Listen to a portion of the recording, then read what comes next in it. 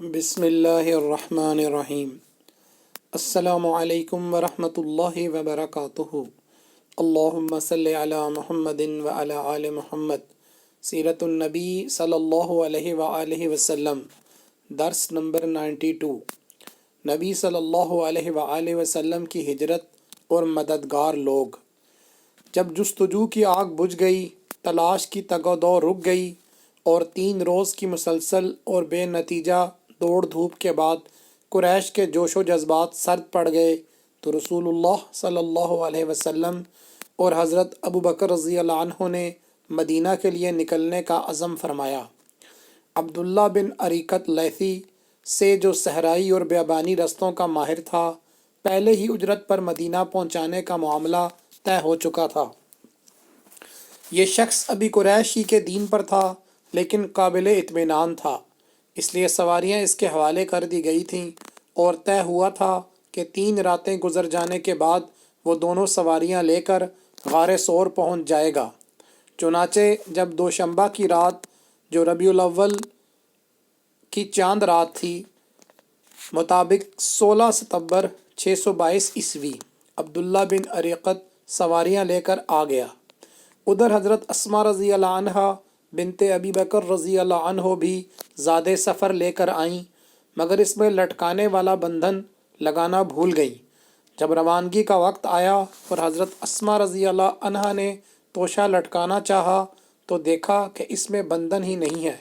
انہوں نے اپنا پٹکا کمر بند کھولا اور 2 حصوں میں چاک کر کے ایک میں توشہ لٹکا دیا اور دوسرا کمر میں باندھ لیا۔ اسی وجہ سے ان کا لقب ذات الناطقین پڑ گیا۔ اس کے بعد رسول اللہ صلی اللہ علیہ وسلم اور حضرت ابو بکر رضی اللہ عنہ نے کوچ فرمایا۔ حضرت عامر بن فہیرہ رضی اللہ عنہ بھی ساتھ تھے۔ دلیل راہ عبداللہ بن عریقت نے ساحل کا راستہ اختیار کیا۔ غار سے روانہ ہو کر اس نے سب سے پہلے یمن کے رخ پر چلایا اور جنوب کی سمت خوب دور تک لے گیا، پھر پچھم کی طرف مڑا اور ساحل سمندر کا رخ کیا، پھر ایک ایسے راستے پر پہنچ کر جس سے عام لوگ واقف نہ تھے شمال کی طرف مڑ گیا۔ یہ راستہ ساحل بحر احمر کے قریب ہی تھا اور اس پر شاذ و نادر ہی کوئی چلتا تھا۔ اس سفر میں حضرت ابو بکر رضی اللہ عنہ کا طریقہ یہ تھا کہ وہ حضور صلی اللہ علیہ وآلہ وسلم کے ردیف رہا کرتے تھے، یعنی سواری پر حضور صلی اللہ علیہ وسلم کے پیچھے بیٹھا کرتے تھے۔ چونکہ ان پر بڑھاپے کے آثار نمایاں تھے اور حضور اکرم صلی اللہ علیہ وآلہ وسلم پر ابھی جوانی کے آثار غالب تھے، اس لیے آپ صلی اللہ علیہ وسلم کی طرف کم توجہ جاتی تھی۔ اس کا نتیجہ یہ تھا کہ کسی آدمی سے سابقہ پڑتا تو وہ حضرت ابو بکر رضی اللہ عنہ سے پوچھتا کہ آپ کے آگے کون آدمی ہے۔ حضرت ابو بکر رضی اللہ عنہ اس کا بڑا لطیف جواب دیتے، فرماتے، یہ آدمی مجھے راستہ بتاتا ہے۔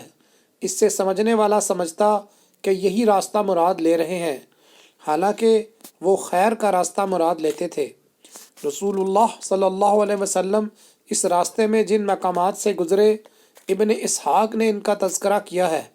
وہ کہتے ہیں کہ جب رہنما آپ دونوں کو ساتھ لے کر نکلا تو زیریں مکہ سے لے چلا، پھر ساحل کے ساتھ ساتھ چلتا ہوا زیرین اسکان سے راستہ کاٹا، پھر زیرین امج سے گزرتا ہوا آگے بڑھا اور قدید پار کرنے کے بعد پھر راستہ کاٹا اور وہیں سے آگے بڑھتا ہوا خرار سے گزرا، پھر ثنیۃ المرا سے، پھر لقف سے، پھر بیابان لقف سے گزرا، پھر مجہ کے بیابان میں پہنچا اور وہاں سے پھر مجہ کے موڑ سے گزرا، پھر ذی الغزوین کے موڑ کے نشیب میں چلا، پھر ذی کشر کی وادی میں داخل ہوا، پھر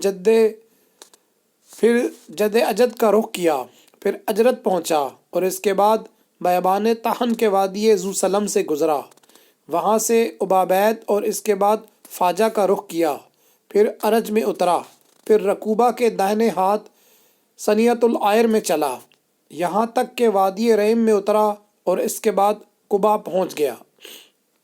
آج کے لیے اتنا ہی، انشاءاللہ آئندہ کے لیے جاری ہے۔